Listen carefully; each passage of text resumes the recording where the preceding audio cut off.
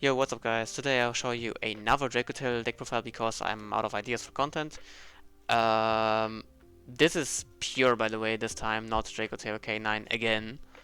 Uh, I am really having fun with this deck right now, that's why I'm doing so much content on it. I know deck profiles are boring, but I'm trying to give you as much theory in the deck profiles as I can. I hope you like the theory in the last deck profile and in the combo video.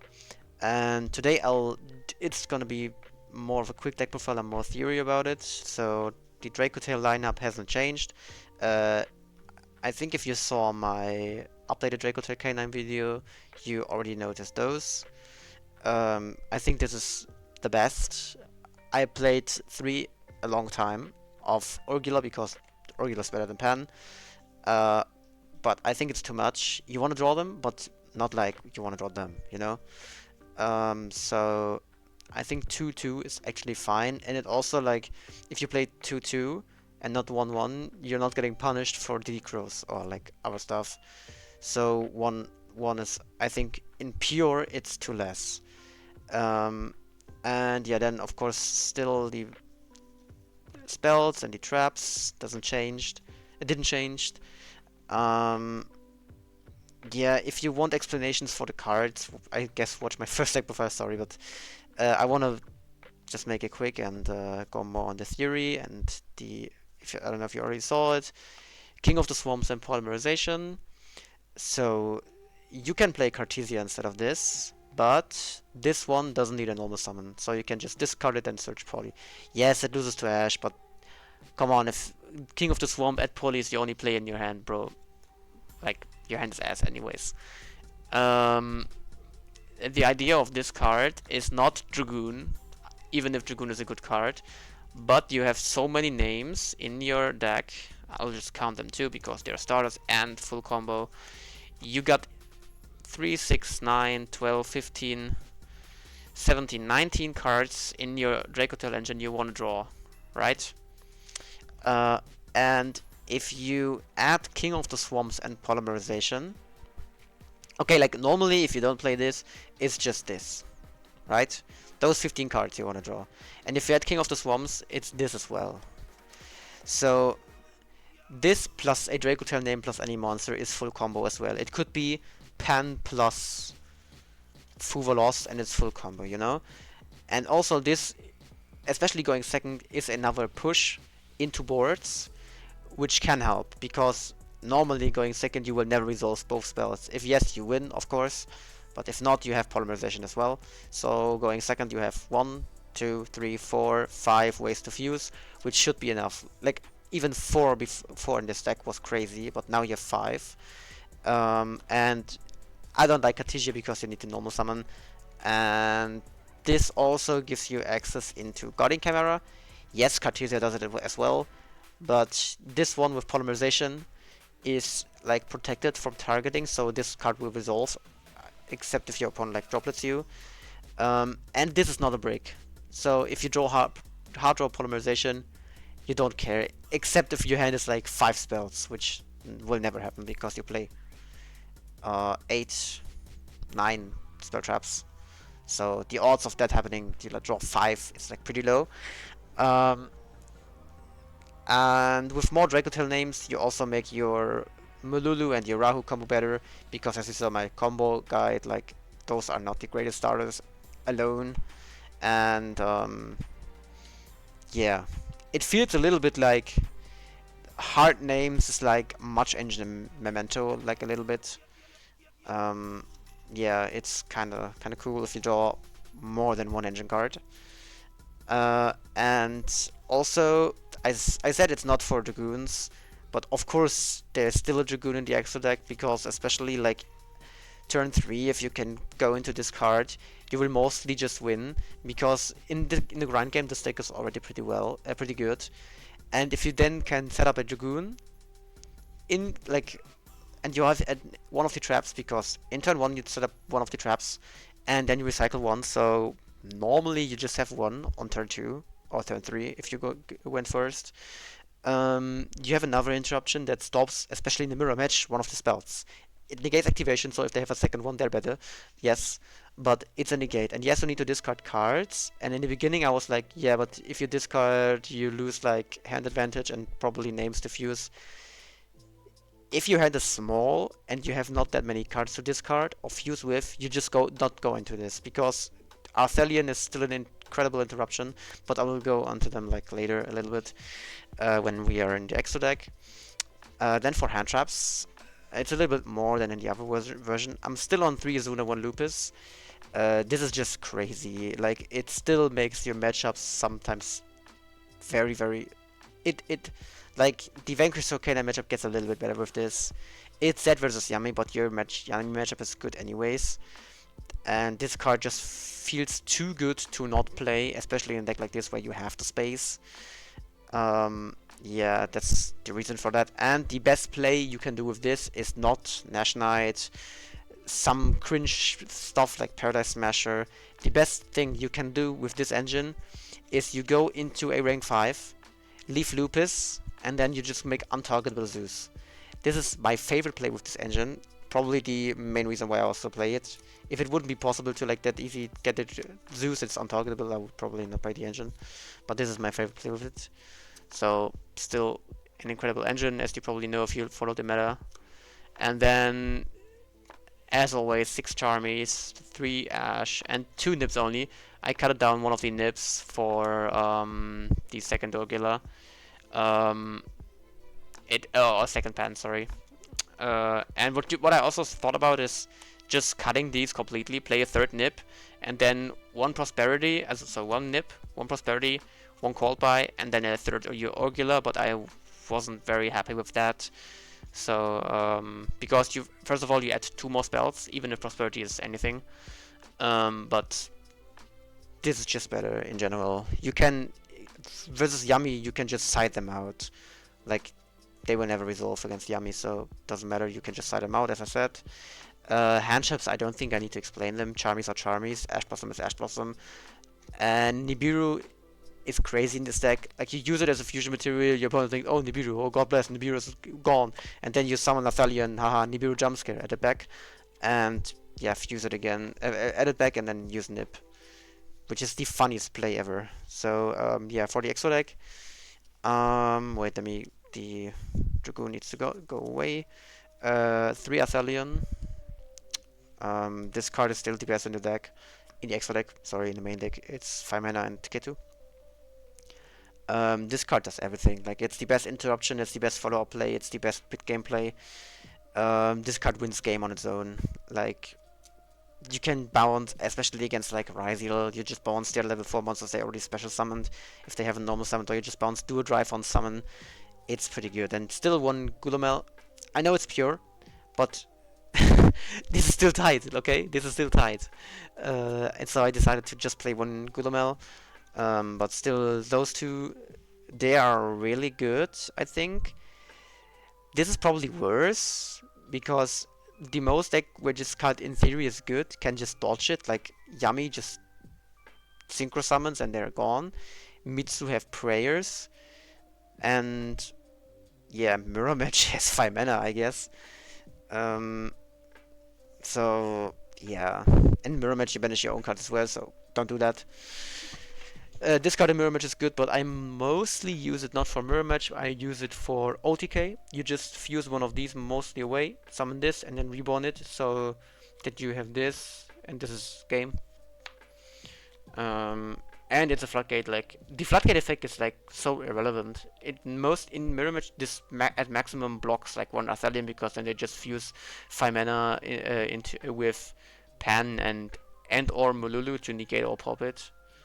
Would be cool if this card has the window treatment that it cannot be destroyed by card effect. Sorry. So yeah. But the downside, though, they're losing attack equal to the amount of banished cards times 100. So if you play Prosperity in this deck, as I said, what you can do, they get a little bit weaker, which is okay because Prosperity is a one-off, and if you're good in the game, you will draw it often, and then this can be a problem. Especially because they can get beaten over so easily. Especially this one, because this is an interruption and you don't want it to die. Yeah, the 1 Dragoon I told you about, untargetable, indestructible Dragoon, like crazy. It gets even bigger like anytime. Like you negate one, it's at 4k. You negate another one, it's 5k. As soon as it's at 4k, you can also out towers with it. If you play against Lunar Knight, which can happen in the next format after the ban list, if Melitz rotates out and meets Ryzel as well, people will probably cut Droll completely, and Lancea maybe as well, because Lancea isn't that much of a turn skip versus Crystron K9 as you think, because it just shuts down like 1 or 2 Crystron cards. Lancea felt against the deck like just like a... It's good as well, right? You just play it because it's in your side deck. And if that happens, like Droll's gone and Lancea just a maybe, I think it could still be in some people's deck. Then that's a very, very good push for Lunar Knight. And if you follow my videos, you know that I played Lunar Knight as well. And without Dragoon, you have a pretty hard matchup into the Lunar Knight deck because you cannot out towers. And this one can because he's indestructible. He can get to 4k, and the towers have 3.6. 3.6 exactly. So you need to kill them somehow, and this is your only way. In K9 Dracotail, you could go Werewolf with push of Case of K9 to run over it, but get to it when you're interrupted by double Raigeki and spell trap negate, sorry. And yeah, and going second, you should side out the quick spell if you play it. Yeah, for the other fusion monsters, I decided to try out one Philia Regis. This card is actually not that bad. To be honest, right now I never summoned it, but in theory it's good. The idea I had was either play this, a second Gulamel, or the Tyrant Dragon. I can explain you all 3 cards. The second Gulamel is just that you have one. Like, if it gets banished, you need to put it back with your traps, which in the Grand Game you mostly not do, because the traps recycle the traps, as we learned. This one can recycle the traps as well. That's the main reason for it. Also, it's like a board breaker. You just summon it, attack everything, and then you can also set one of your traps back. So if one trap recycled the other trap, you then have both traps again, which is not that bad. And this one you can summon with King of the Swamp and any dragon, because it needs blue eyes and a dragon. So that's like one way to like, this card is not that crazy. Like, every time I summoned it, I felt like it's kinda useless. Going second, this is not that great because you haven't got your traps engraved, and then it just can attack. If your opponent has like a board full of non-interruptive monsters, you can just summon it and attack everything, which then is kinda cool. But that's it in my opinion. He's unaffected by traps, so if you play against Labyrinth, haha, this card is good. No, it's not because of Karma Cannon, sorry. Yeah, second Gulamel talked about. And this is just a banish from field or grave, and if you banish from field, you bounce one, which can be a dodge as well. So you banish one from your opponent's field, and then you can, like, I don't know, you summon Mululu, and Mululu gets impermed, you can chain it, banish a card from your opponent, bounce back Mululu, Mululu resolves, and you can also use Mululu from hand, so if you go Athalion, you get an extra hand, so if this card is out, you can go into it. It's pretty hard to summon. You need a Dragon Fusion monster and a level 7 or higher dragon. So the problem with this is that for the summon of it, you need obviously one of your fusions, which is this, or Dragoon, or this, one of these, and you need Pan, because this one, the Urgula, is a level 6. So you need Pan and one of them, or like 2 fusions. Which is pretty hard to summon, but I'm gonna be honest, those 3, like, this is one flex spot you have.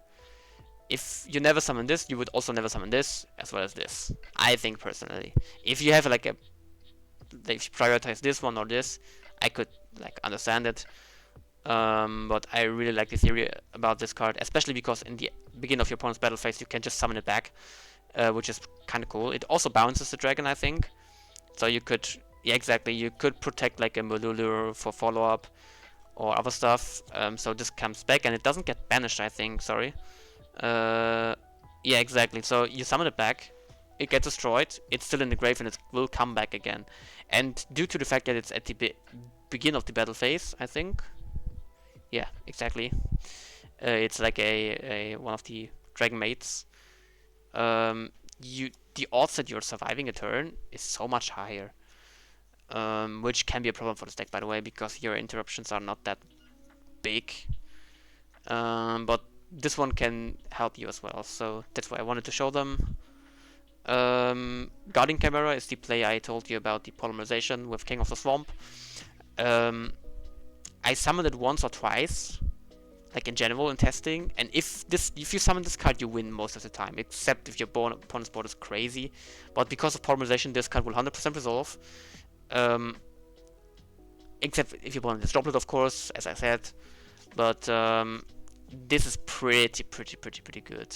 Like draw one or two, and pop non-target one or two is so good right now, I think. Especially in deck where you want cards in your hand. Like, you fuse 2 away. Like, let's just say, worst case scenario, you use King of the Swamps for polymerization, and you just, like, I don't know, you summon Lucius, it gets negated, and then you use polymerization, use Lucius, and 2 from your hand. Like, let's say it's 2 hand traps. You just get 1 pop and 2 draws, and then you can also use Lucius to set. You can draw into more names you can fuse away with then. Or if you, like, for example, you already have your names, then this card is even more crazy, because, like, you get a pop or 2, and, like, another pop, another spell trap pop, or with Melulu a negate, which can make this card pretty crazy. So that's the idea behind it. Also, it's 3.3, so it's pretty big. Then the Link monster is still the same. Seeds package and SP. You need it. Like, sometimes your endboard is not enough, so you need seals if you can do it. And as I said, the Zeus with the 2 targets for Izuna and Lupus. In theory, I would personally would rather play Nash Knight, but I don't know if Nash Knight is, like, worth it in, like, a deck like this with only the Izuna package. What you could do is, instead of playing the Zeus, play Nash Knight and another one, but I told you I love the Zeus play. In a world where you don't play seals, you of course could go you cut those 2, play, like, for example, an IP, and then you can play, or like you play Nash Knight plus a target, or cut this for Nash Knight and the target and IP, or like a second SP, what you want, or another fusion monster, whatever you want. It's kind of cool. So the Nash Knight non-target, like, attach is pretty good. Also, it works versus every deck, not like the Book of Moon. Like, if you draw Izuna, like, because of Charmies, and the opponent plays a Malice, sure, go into your, like, River, or the, what's it called? A Book of Moon, like, mid-combo, which is normally not that good. It's so late, so, yeah, that would be Nash Knight would be way better there, obviously. But if you play, like, a big cannon engine, as I did before, you can definitely and should probably play the Nash Knight, because Nash Knight is probably the best, in my opinion, the best. Rank 5 you can go into turn 0. Like, this card could be crazy as well, but I think Nash Knight did more for me than this card, even if this card also can win you games alone. Like, booking something and just, like, chilling and then go Zeus is pretty good. But Nash Knight is a very good card, especially because it doesn't target. You just snatch something that's untargetable. Like, Nash Knight outs fucking Dragoon. Like, you baited the Dragoon with Femina, and then you just go Izuna, because, like, in mirror match, Izuna's always live. Go into send Lupus special, Nash Knight, snatch it. It's pretty good. Maybe I try to find space for a Nash Knight. You could also get, like, cut this and this for Nash Knight and target. But I don't know. Like, I'll try it out. Maybe I'll just do an update, like, in the future. I hope you like the many Dracotail deck profiles. I'm really having fun with it, and I just wanted to show you like every version I'm trying out. I already told you, showed you two canine versions, which like with some like changes, but this is like a pretty different approach. And I'm gonna be honest, I like this version more. It feels, even if it's pure, and as I said, you probably need a second push. This feels like this as a hand trap engine, and this feels like a second and third push.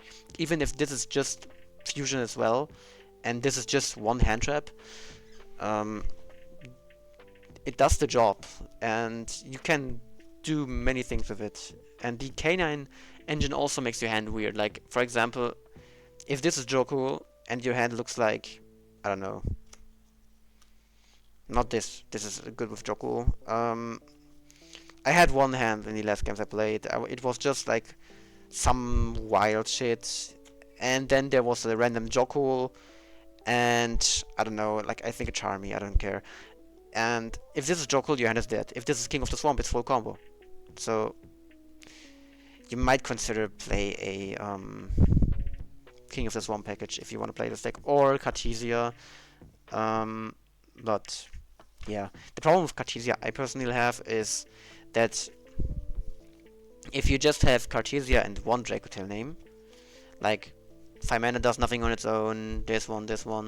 Oh no, that's not a Dracotail name. Where are they? Like one of these. The 5 mana does nothing there, and if you normal summon Cartesia, you have a spellcaster and a spellcaster, and I'm not sure if there's a fusion monster you can summon with it. But if you have a dragon, of course, one of those, then you can go into one of your Tyrions, I call them, Secretarion or Mysterion. Then it works, or you can... No, for Gradual you need another one, sorry.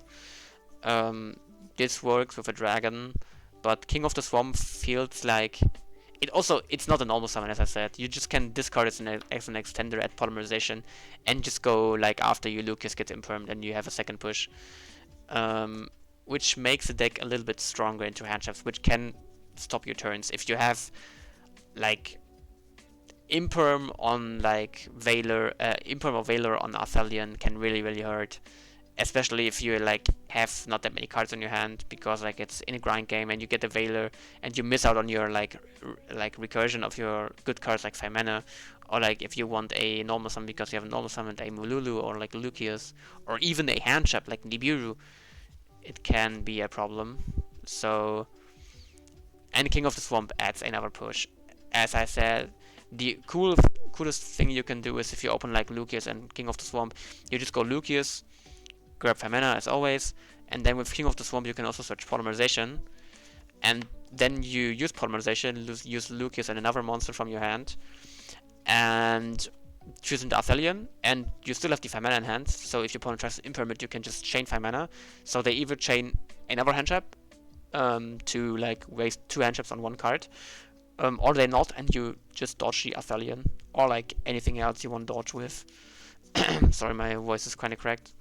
But yeah, that's it. I hope you like the deck profiles to Dracotail. If you have any questions, just ask me in the comments. I'll try to answer everything as possible. And yeah, that's it. See you in the next one. Bye bye.